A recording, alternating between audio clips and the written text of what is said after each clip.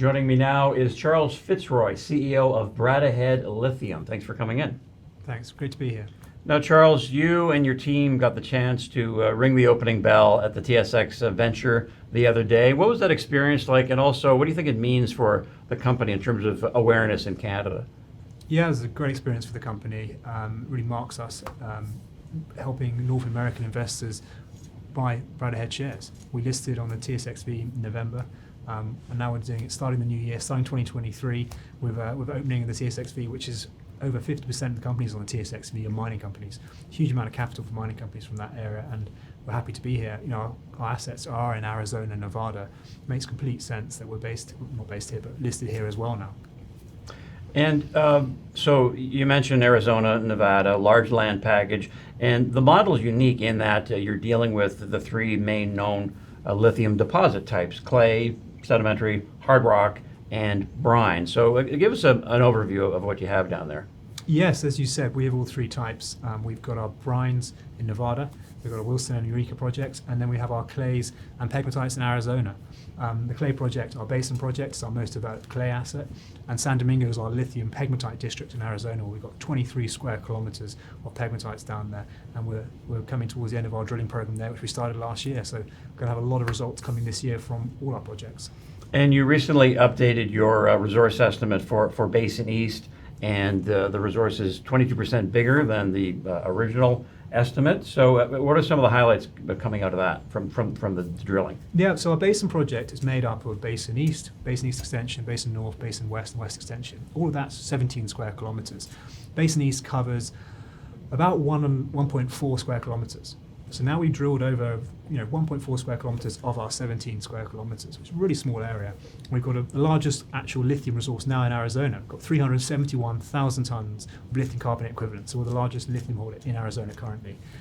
This year, we're going to be pushing out to our Basin East Extension, our Basin North, where we're going to be doing drill programs there in the not too distant future. That'll help us push out the resource even further. And then we're in the process of doing a plan of operations permitting for Basin West and West Extension. So West and West Extension covered 11 square kilometers. That's a large area. And the whole idea is chasing that SRK exploration target, which we have is between 1 and 6 million tons of LC. So we're chasing that all over the rest of our claims to the northwest and west, where we see this upper clay zone thickening, where we have our higher grade units. So real resource expansion potential at Basin this year, and all this is going to be feeding into a PEA, which we hope to get out, which we hope to start this year. Right. Now, Kobe Kushner of Red Cloud, one of our analysts that was at your site, you gave him a tour several months ago, and one of the things he noted, and you just noted it there, is that you really only drilled out about 3.5% of the total land package. So can you give us a sense, and you were alluding to it there, of how significant the upside could be in terms of the size of the resource, and PEA is going to come out maybe late this year, early 24? Well, yeah, the PEA will be starting this year. Mm-hmm. So at Basin, we've done a lot of geophysics, a lot of mapping, and we've done now 3 drill programs since 2018. All this has added to our understanding, and that's why SRK have given us the exploration target between 1 and 6 million tons. So we're trying to now understand where those tons sit, and that's why we're pushing out to Basin East Extension, Basin North and West Extension, and that's going to help us progressively increase our resources. And that's important for us for many reasons. One is obviously we want to get as much resource as possible before the PEA commences. And also, we have royalty payments to come when we increase our resources. So when we get our resources in place up to 1 million tons of lithium carbonate equivalent, we get $2.5 million. And then we get to 2.5 million tons, we get another $3 million. This is a royalty we put in place with Lithium Royalty Corporation back in December 21. So we're really incentivized to increase our resources in place in Arizona. And then San Domingo, do you have some assay results now? Because I know they were delayed for a while.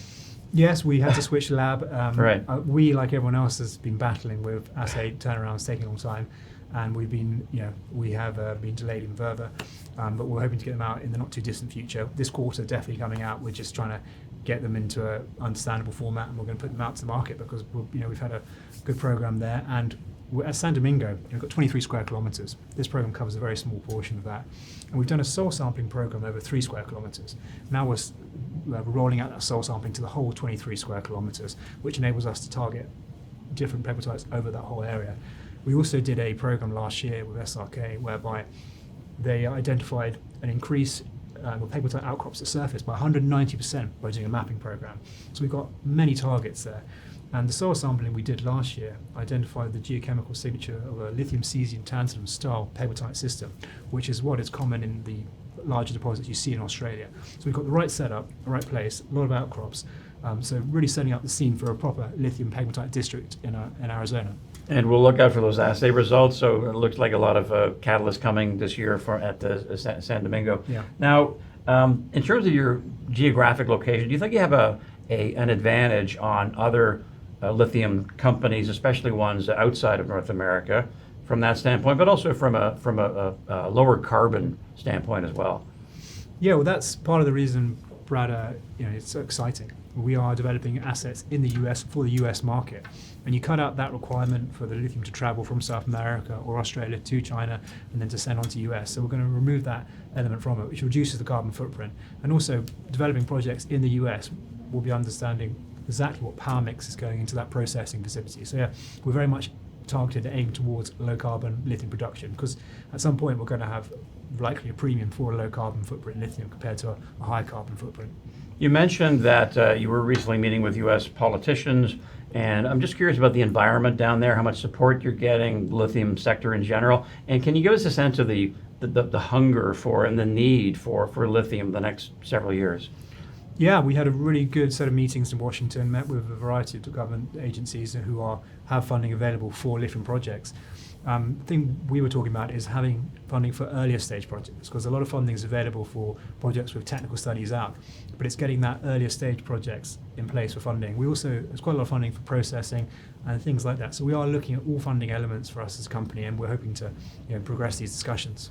I know that Piedmont Lithium, for example, got a nice chunk of change from the U.S. government, so you're looking for a piece of that. Now, as far as the stock, the management owns about 18%, so some good skin in the game there. You say you've got a fast-track approach. You want to get to have a clear path and an efficient path to production as quickly as possible. So can you just sort of sum it up for us in terms of 3 or 4 items that make up the investment case for Bradda Head?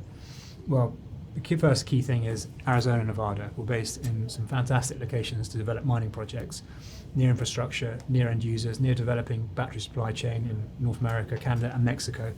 We're well funded. At the end of December last year, we had just under 10 million US. We've got an exciting mix of projects across 3 types of lithium, pegmatites, brines and clays. It gives us geographical upside. And we've got a really strong team on the ground who are enabling these assets to push forward. We have a lot of news flow this year, resource expansion at Basin, initial results from San Domingo, and then we'll have results from our first drill programs at our brines later this year too. So really exciting amount of news flow for Bradda Head, and very strong, as you said, ownership by management. A lot happening for this year, and now we're on the AIM market, OTCQB, and the TSXV. So we're enabling North American shareholders to invest as well as UK and European shareholders. And Charles, our viewers are getting to know you now. Let's get to know you a little bit better. Just lastly, more of a personal question. The interesting background, a master's in metals and energy finance. You performed a number of different roles in the financial world at Citi, BlackRock, and elsewhere. And interestingly, it popped out at me that you were in the British Army for 5 years. So can you sum all that up in terms of your background, your experience, and what you bring to the table in terms of leading the team? Well, first and foremost, before I joined the Army, I actually studied geology at university. So I'm a geologist as well. Perfect. Spent 5 years in the British Army as an officer. Left the British Army, worked in exploration drilling. Before going back to uni, I studied at Imperial College, metals, energy, finance, so economic geology. As you said, worked at Citigroup on their metals mining M&A team. Did a brief stint at BlackRock on their NatRes team, and then was a mining analyst at small brokers in London before working on CMOC's corp dev team, where I looked at a lot of transactions and also did a lot of work looking at lithium. And that was the key thing that attracted me to Bradda Head. I joined Bradda Head in early 2021, helped the company list, and we've had a great time since then trying to push these assets forwards, and we're looking forward to a big year for us in 2023. You're being modest, but it's an interesting, you have two interesting factors in your favor. You've got the geology background, finance background, and now here you are leading a lithium company. Well, it's a really good experience. You have your good days and bad days like every company, but we're pushing forwards at the same time, which is the key thing. And Bradda Head's got a fantastic team in place. We've got a phenomenal chairman, Ian Stalker's got a huge amount of experience in the mining industry. He's fantastic to work with, and we've got a really strong operational team where we're growing those guys. and pushing forward. And now we understand what we are as a company. We've grown since listing back 2021, and I said this year is going to be a very good year for us, and looking forward. Thanks for the update, and we'll see you soon. Thanks. All right, we'll be following Charles FitzRoy. He is the CEO of Bradda Head Lithium.